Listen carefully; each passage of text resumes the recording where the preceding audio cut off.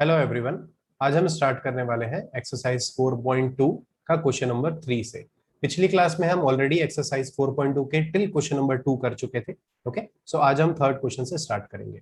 थोड़ा ब्रीफ में बता देता हूं कि पिछली क्लास में क्या हुआ था। पिछली क्लास में हम सॉल्यूशन ऑफ क्वाड्रेटिक इक्वेशन देख रहे थे। इसके 3 मेथड होते हैं, ये हमने देखा था, जिसमें पहला है फैक्टराइजेशन मेथड, जिसे हम स्प्लिटिंग द मिडिल टर्म भी बोलते हैं। Next is completing the square method, और तीसरा मेथड है क्वाड्रेटिक फॉर्मूला। ठीक है, सो इस पर्टिकुलर एक्सरसाइज 4.2 में हमें सारे क्वेश्चन सॉल्व करने हैं फैक्टराइजेशन मेथड से।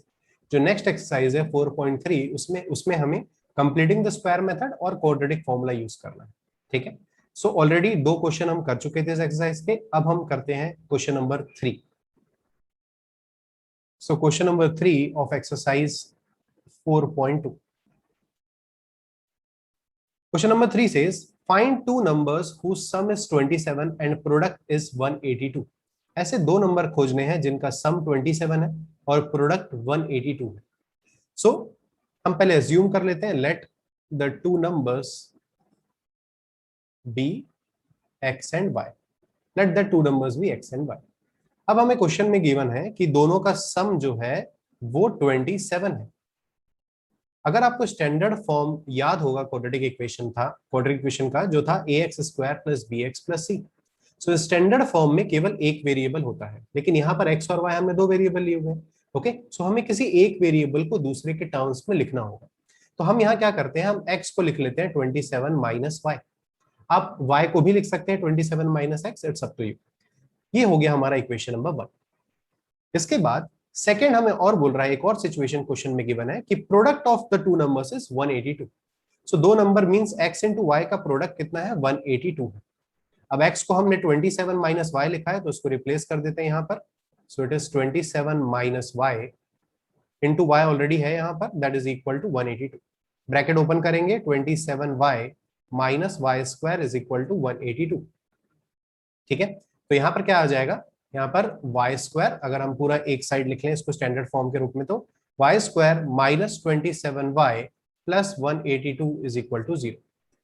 अब हमें यहाँ स्प्लिटिंग द मिडिल टर्म लगाना है। So using factorisation method, okay, हमें फैक्टराइजेशन मेथड में क्या करना होता है, हमें कुछ इस तरीके से मिडिल टर्म को ब्रेक करना होता है कि वो जो दो फैक्टर्स हैं वो a इंटू सी का मल्टीप्लीकेशन देंगे। ये मेथड जो है हमने काफी डिटेल में पिछली क्लास में समझा है। ओके, सो अगर आपने को थोड़ा सा भी कंफ्यूजन है तो आप पिछली क्लास को देख सकते हैं। यहाँ पर हम सबसे पहले इसको कंपेयर करते हैं स्टैंडर्ड फॉर्म से, जिससे हमें a, b और c की वैल्यू मिलती है। सो a, b और c की वैल्यू यहाँ पर ये वैल्यूज आ जाएंगी। अब हम निकालते हैं a into c. So 1 into 182 आपको 182 ही देगा। अब 182 के ऐसे दो फैक्टर्स बनाने हैं जिनको ऐड करके माइनस 27 आए। सो 182 के दो फैक्टर्स आएंगे 13 एंड 14। 13 एंड 14 दो फैक्टर्स आएंगे। अब 13 और 14 को ऐड करके हम 27 ला सकते हैं, लेकिन यहाँ पर माइनस 27 है, इसलिए हमें माइनस 13 और माइनस 14 फैक्टर्स लेने होंगे, जिनको मल्टीप्लाई करने से 182 आएगा और जिनको ऐड करने से माइनस 27 आएगा। तो हम मिडिल टर्म को इन दो फैक्टर्स में ब्रेक कर सकते हैं। सो इस इक्वेशन को अब हम लिख सकते हैं y square minus 13y minus 14y plus 182 is equal to 0। अब इन दोनों टर्म्स में से कॉमन आ जाएगा, y कॉमन निकाल लेंगे, y माइनस 13 बच जाएगा, माइनस 14 यहां से कॉमन आ जाएगा और y माइनस 13 यहां बच जाएगा। अब जो यहां पर बचा है वही इस ब्रैकेट में भी होना चाहिए। सो इतना सोचने वाली बात नहीं है यहाँ पर कि हमें कॉमन क्या लेना है। अब अगर हमें y चाहिए यहाँ पर तो 14 ही कॉमन लेना पड़ेगा। ठीक है, सो ये दोनों ब्रैकेट में सेम वैल्यूज आनी चाहिए। अब y माइनस 13 कॉमन ले लेंगे क्योंकि वो सेम है दोनों टर्म्स में, और हमारे पास बच जाएगा y and minus 14 that is equal to 0। ठीक है, अब ये जो हमें फैक्टर्स मिले y minus 13 and y minus 14, इसको 0 से इक्वेट कर देना है। Now y minus 13 is equal to 0 and y minus 14 is equal to 0। So यहां से आपको y की दो वैल्यू मिल जाएगी, एक y is equal to 13 possible है and y is equal to 14 भी पॉसिबल है। दोनों ही वैल्यूज करेक्ट है इसके। ठीक है, अब अगर y इज इक्वल टू 13 आप कंसिडर करते हैं तो आप x की वैल्यू निकालने के लिए इक्वेशन नंबर 1 में वैल्यूज पुट कीजिए। सो हमें पता है x की वैल्यू है 27 माइनस y। अगर आप y को 13 कंसिडर करते हैं तो ये हो जाएगा 27 माइनस 13 और x की वैल्यू आ जाएगी 14। अगर आप y को 14 कंसिडर करते हैं, सो x की वैल्यू आ जाएगी 27 माइनस 14 और फाइनल आंसर x का आ जाएगा, that is equal to 13। So the pair of numbers जो आपको मिले, the two numbers are 13 and 14। ये हमारे दो नंबर है जिनका एडिशन 27 होता है और जिनका प्रोडक्ट 182 होता है। ठीक है, आई होप आपको ये समझ आया होगा क्वेश्चन। सब कुछ है इसमें, formulation then solution by factorisation method. Okay, so ऐसे क्वेश्चन को आप प्रैक्टिस ज्यादा करें, आपकी और ज्यादा आपका कंसेप्ट ज्यादा इंप्रूव होता जाएगा। Next question number 4। Question number 4 says find two consecutive positive integer। दो consecutive मींस एक के बाद एक, टू consecutive positive integers निकालना है हमें, खोजना है, sum of whose square is 365। okay, so let the two consecutive integers positive integers. Okay, so ध्यान रहे यहां पर हमें पॉजिटिव इंटीजर्स खोजना है, positive integers be x and x plus one. Okay, हम ये दो पॉजिटिव इंटीजर्स ले लेते हैं, आप चाहे तो आप x माइनस वन और x भी ले सकते हैं, it's completely up to you. ठीक है, हम यहां कंसिडर कर रहे हैं x और x प्लस वन। नाउ अब हमें क्वेश्चन में दिया है, according to question it says that sum of whose square, तो पहले हम इसको स्क्वायर कर लेते हैं, एक्स स्क्वायर और x प्लस वन का square, sum of whose square is 365। सो इसको स्क्वायर करके ऐड करोगे तो आपको आंसर क्या आएगा, 365। ये हमें क्वेश्चन में गिवन है। अब कुछ नहीं करना है, बस इसको ब्रैकेट ओपन करो, आपको एक क्वाड्रेटिक इक्वेशन मिल जाएगा, वो क्वाड्रेटिक इक्वेशन सॉल्व करके आपको x की वैल्यूज मिल जाएंगी। ओके, सो ब्रैकेट ओपन करते हैं, एक्स स्क्वायर प्लस, जैसे हम a plus B whole square के फॉर्म में एक्सपेंड करेंगे, so a square plus 2ab plus b square और इज इक्वल टू 365 गिवन है already. X square plus x square आ जाएगा 2x स्क्वायर प्लस 2x, 365 को जब हम लेफ्ट हैंड साइड शिफ्ट करेंगे तो माइनस 365 होगा, सो माइनस 364 आ जाएगा क्योंकि प्लस 1 है यहाँ पर, and that is equal to 0। अब हमें दिख रहा है कि पूरा इक्वेशन को हम 2 से डिवाइड कर सकते हैं, so why not make it simpler. Okay, so dividing the complete equation, dividing the equation by 2, ताकि वो नंबर्स जो है वो छोटे हो जाए और सॉल्व करना आसान हो जाए। सो यहाँ पर आएगा x square plus x minus 182 that is equal to 0। अगर आपको पिछला क्वेश्चन याद है तो 182 के हमें दो फैक्टर्स मिले थे, 13 और 14, तो उन्हीं की हेल्प से हम उनको ऐड करके प्लस 1 ला सकते हैं। ओके, सो 182 के जो हमें फैक्टर्स मिले थे 13 एंड 14, हमें चाहिए प्लस 1, तो ऐसे इनको साइंस प्रोवाइड करनी है जिसको ऐड करके प्लस 1 मिले, सो प्लस 14 एंड माइनस 13, तो इनको प्रोडक्ट करके हमें माइनस 182 मिल रहा है और इनको ऐड करके प्लस 1 मिल रहा है, सो ये हमारे रिक्वायर्ड फैक्टर्स हो जाएंगे। अब जो मिडिल टर्म है उसे हम स्प्लिट कर देंगे, so x square plus 14x minus 13x minus 182 is equal to 0। Okay, अब पहले दो टर्म से आप कॉमन निकाल सकते हैं, x बचेगा x प्लस 14 और यहां से माइनस 13 कॉमन निकाल सकते हैं, बचेगा x plus 14 that is equal to 0। Okay, again ध्यान रहे ब्रैकेट में सेम टर्म होने चाहिए। अब इन दोनों में क्योंकि सेम टर्म है सो हम x प्लस 14 को कॉमन ले सकते हैं दोनों टर्म्स में से, आपके पास ब्रैकेट में बच जाएगा x और minus 13, so x minus 13 is equal to 0। अब ये जो फैक्टर्स मिले हैं इसको 0 से इक्वेट कर लेना है। Now x plus 14 is equal to 0 and x minus 13 is equal to 0। Okay, so यहां से x is equal to minus 14 आ जाएगा और यहां से x इज इक्वल टू 13 आ जाएगा। अब क्वेश्चन में हमें बोल रहा है कि ये x जो है ये पॉजिटिव इंटीजर है, सो ऑब्वियसली हमें ये वैल्यू नेग्लेक्ट करनी पड़ेगी, so neglecting x is equal to minus 14 since x is a positive integer, so final answer is x is 13। Therefore two consecutive positive integers are 13 and दूसरा है x plus 1, so 13 plus 1 that will be 14, so आपको ये final answer मिल जाएगा। ठीक है, हमें सिर्फ यहां तक की मेहनत करनी है, उसके बाद तो नॉर्मल कैलकुलेशन है जो हम पिछली एक्सरसाइज में भी कर चुके हैं। ठीक है, मूव करते हैं नेक्स्ट क्वेश्चन में। Next is question number 5। Question number 5 says the altitude of a right triangle is 7 centimeter less than its base. If the hypotenuse is 13 centimeter, find the other two sides. So पहले हमें एक right angle triangle बनाना होगा. So this is a right angle triangle A B C, जहां हम मान के चलते हैं ये बेस है, ये ऑल्टीट्यूड है, परपेंडिकुलर या ऑल्टीट्यूड एक ही बात है, और ये हाइपोटेन्यूस है. अब हमें यहां पर गिवन है कि the altitude of a right triangle is 7 centimetre less than the base. So अभी बस समझने के लिए आपको यहां पर बता रहा हूं, अगर आप बेस को x सेंटीमीटर लेते हो, सो ऑल्टीट्यूड बोल रहा है 7 सेंटीमीटर लेस है. सो ऑल्टीट्यूड क्या हो जाएगा, x माइनस 7 सेंटीमीटर. और हाइपोटेन्यूस आपको ऑलरेडी गिवन है कि हाइपोटेन्यूस 13 सेंटीमीटर. सो ऐसे आप साइड्स निकाल सकते हैं. ओके, सो हम यहाँ पे अज्यूम कर लेते हैं, let the length of base be x centimetre, जो हमने माना अभी. ओके, अगर बेस x है, therefore altitude will be x minus 7 centimetre and hypotenuse is equal to 13 centimeter which is given to you.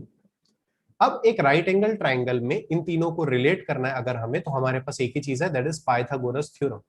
Applying Pythagoras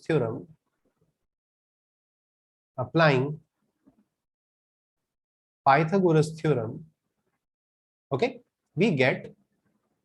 अब Pythagoras theorem क्या होता है, hypotenuse square is equal to perpendicular square plus base square. So आ जाएगा 13 square is equal to x minus 7 square plus x square. Again bracket open कर लेते हैं, 13 square is 169, that is x square minus 2ab. Okay, so that will be 14x plus 7 square, that is 49 plus x square. ठीक है, अब सबको एक तरफ shift कर लेते हैं. सो ये हो जाएगा 2x square minus 14x plus 49 and minus 169, that is equal to 0. इसको जब हम सॉल्व करेंगे तो 2x square minus 14x, 49 minus 169 आ जाएगा minus 120, that is equal to 0. Okay, 169 minus 49 करेंगे तो 120 आ जाएगा. अब यहां पर अगेन पूरा इक्वेशन जो है उसको हम 2 से डिवाइड कर सकते हैं. सो हम लिखेंगे डिवाइडिंग द इक्वेशन बाय 2. जब उसको 2 से डिवाइड करेंगे तो क्या आ जाएगा, x square minus 7x minus 60 is equal to 0. अब यहां से आपको फैक्टराइजेशन मेथड स्टार्ट करना है. ओके, फैक्टराइजेशन मेथड के लिए अगेन हम a इंटू सी करेंगे. a की वैल्यू है 1, c की वैल्यू है माइनस 60. सो माइनस 60 उनका प्रोडक्ट हो जाएगा. अब हमें माइनस 60 के फैक्टर्स खोजने हैं.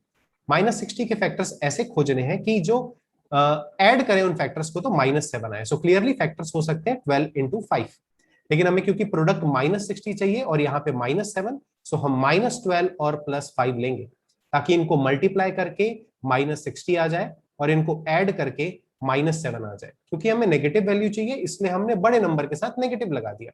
अगर ये प्लस 7 होता तो हम छोटे नंबर के साथ नेगेटिव लगाते और 12 के साथ प्लस लगा लेते. ओके, सो दो फैक्टर्स मिल गए, माइनस 12 और प्लस 5. अब इसको यहां पर बस पुट कर देते हैं, x square minus 12x plus 5x minus 60 is equal to 0. Same पहले दो टर्म से कॉमन निकाल लेते हैं, x आ जाएगा, x माइनस 12 बचेगा, प्लस 5 कॉमन आ जाएगा, x माइनस 12 फिर से बच जाएगा. अगेन ये दोनों टर्म्स में से x माइनस 12 कॉमन निकाल लेंगे.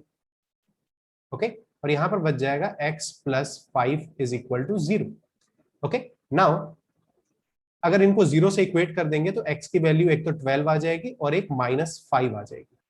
अब क्योंकि x जो है वो बेस का लेंथ है, लेंथ कभी भी नेगेटिव नहीं हो सकता, सो माइनस 5 जो है हम उसे नेग्लेक्ट कर देंगे. ठीक है, सो x की फाइनल वैल्यू क्या मिली हमें, 12 मिली. देयरफॉर लेंथ, आप यहां पर स्टेटमेंट लिखना पड़ेगा कि x is equal to minus 5 is neglected since the length can not be negative. Therefore length of base that is x is equal to 12 centimetre. So altitude क्या हो जाएगा, altitude is x minus 7 which is 12 minus 7 and that will be 5 centimeter. okay, so altitude का value आ जाएगा 5 centimetre length और length of base हो जाएगा 12 centimetre. ये आपके फाइनल आंसर है. याद रहे हर सॉल्यूशन में आपको कंक्लूजन लिखना जरूरी है. Conclusion is the most important part. Okay, conclusion को नहीं छोड़ना है कभी. नेक्स्ट इज लास्ट क्वेश्चन बचता है यहाँ पर, दैट इज क्वेश्चन नंबर 6। अब क्वेश्चन नंबर 6 पे बेस्ड आपको एक एग्जांपल भी दिया हुआ है एक्सरसाइज 4.1 के बाद ऑब्वियसली। सो ये क्वेश्चन को अच्छे से रीड करते हैं और इसको पहले फॉर्मुलेट करते हैं। It says a cottage industry produces a certain number of pottery articles in a day. It was observed on a particular day that the cost of production of each article was 3 more than twice the number of articles produced on that day. If the total cost of production on that day was rupees 90, find the number of articles produced and cost of each articles. So हमें दो चीज निकालनी है, number of articles produced and cost of each article. ठीक है? Now let the number of articles produced is or be x units. Suppose on a particular day number of article produced be x units. Suppose x articles उस दिन बनाए गए थे. Now it says that cost of production of each article, and therefore according to question, cost of production of each article का जो production cost है वो हमें दिया हुआ है 3 more than twice the number of articles produced. So it is 3 more than twice the number of articles produced. So हमने x article produce किए थे उस दिन, so 3 more than twice the number of article produced. So ये हमें cost of production of each article मिल जाएगा. ठीक है, अब हमें यहां पर दिया हुआ है कि उस दिन का टोटल कॉस्ट ऑफ प्रोडक्शन था 90 rupees, and therefore sorry total cost of production ये कितना हो जाता है? अगर मैं आपको बोलूं कि आप टोटल 10 यूनिट्स बनाए हैं, हर यूनिट का कॉस्ट 5 रुपए है, सो टोटल कॉस्ट कितना हो जाएगा? 5 into 10 50 मींस एक यूनिट का जो प्रोडक्शन कॉस्ट है मल्टीप्लाई टोटल कितनी यूनिट्स है. So total cost of production is number of units multiply cost of each article या ईच यूनिट. सो यहां से टोटल कॉस्ट ऑफ प्रोडक्शन हमें 90 गिवन है क्वेश्चन में, number of units x produce हुई हैं और cost of each article is 3 + 2x. इसको सॉल्व करके हम एक क्वाड्रेटिक इक्वेशन बना लेंगे. 90 is equal to 3x + 2x square. सबको एक तरफ शिफ्ट कर लेते हैं. 2x square plus 3x minus 90 is equal to 0. ये हमें क्वाड्रेटिक इक्वेशन मिल गया. अब हमें इसको ब्रेक डाउन करना है और इसके फैक्टर्स बनाने हैं. सो a इंटू सी, अगर a की वैल्यू यहां से निकालते हैं तो 2 आएगी और c की वैल्यू -90 आएगी. ठीक है, सो -90 इंटू 2 अगर हम करते हैं तो -180 होता है. सो उसे हमें फैक्टर्स बनाने. सो 90 इंटू 2, इसके फैक्टर्स बनाने के लिए इसको हम 45 इंटू 2 कर सकते हैं. 45 को हम 9 इंटू 5 कर सकते हैं. हमें यहाँ पर 3 चाहिए, ये ध्यान रहे. ओके, नाउ 9 इंटू 5 कर सकते हैं, इसे और ब्रेक कर सकते हैं 3 इंटू 3. अब हम फैक्टर्स बना सकते हैं. सो 3 into 2 that is 6, 6 into 2 that is 12. सो एक फैक्टर हो गया 12 और दूसरा 3 इंटू 5 15. सो 12 और 15 दो फैक्टर्स मिल गए. ओके, सो 2x स्क्वायर. अब ध्यान रहे हमें +3 चाहिए तो बड़े के साथ प्लस साइन होनी चाहिए. सो प्लस 15 के साथ होना चाहिए और 12 के साथ माइनस होना चाहिए. So -12x plus 15x minus 90 is equal to 0. ये हमने मिडिल टर्म को स्प्लिट कर लिया. सो यहां से 2x कॉमन निकालेंगे, बचेगा x - 6. यहां से प्लस 15 कॉमन निकालेंगे, बचेगा x - 6 इज इक्वल टू 0. अब यहां से x - 6 को कॉमन निकाल लेंगे. सो इन ब्रैकेट बच जाएगा 2x + 15 इज इक्वल टू 0. जब आप इन दोनों फैक्टर्स को 0 से इक्वेट करेंगे सो x की वैल्यू आपको एक तो 6 मिल जाएगी और दूसरा -15/2. अब x जो है वो नंबर ऑफ आर्टिकल प्रोड्यूस्ड है, जो कभी भी नेगेटिव में नहीं हो सकता. सो हम इस -15/2 जो आया x का वैल्यू उसको नेग्लेक्ट कर देंगे. ओके, सो आप ऐसा लिखेंगे स्टेटमेंट कि neglecting x is equal to -15/2 since x is x is the number of article produced which cannot be negative. So x की वैल्यू हमें क्या मिल गई? 16. Okay, therefore total number of units produced कितना हो जाएगा? which was x, so that will be 6 units. Total 6 units produce हुए थे और ईच यूनिट का कॉस्ट क्या होगा? Cost of each unit, cost of production obviously, जो हमें लिखा है यहां पर 3 + 2x. सो 3 + 2 इंटू x की जगह 6 आ जाएगा. सो it is 3 + 12 and that is 15 rupees. So total उस दिन 6 यूनिट प्रोड्यूस किए गए और हर यूनिट का कॉस्ट था 15 रुपीज। तो total cost of production 6 into 15 करके आपको 90 मिल जाएगा। ठीक है, सो ये एक्सरसाइज 4.2 का लास्ट क्वेश्चन था, क्वेश्चन नंबर 6। सेम इससे रिलेटेड आपको एक एग्जांपल भी दिया हुआ है जो आप चेक कर सकते हैं कि आपको फ्रेम करते और सॉल्व करते बन रहा है कि नहीं। नेक्स्ट क्लास में हम स्टार्ट करेंगे कंप्लीटिंग द स्क्वायर मेथड और क्वाड्रेटिक फॉर्मूला, जो कि एक्सरसाइज 4.3 के लिए बहुत इंपॉर्टेंट है। ठीक है, सो आई होप आपको एक्सरसाइज 4.2 और फैक्टराइजेशन मेथड एकदम अच्छे से समझ आ गया होगा। अगर आपको कोई भी प्रॉब्लम है आप कमेंट बॉक्स में लिख सकते हैं, मैं आपको डेफिनेटली रिप्लाई करूंगा और आपके सारे डाउट्स क्लियर हो जाएंगे। Thank you so much, see you in next class, bye bye.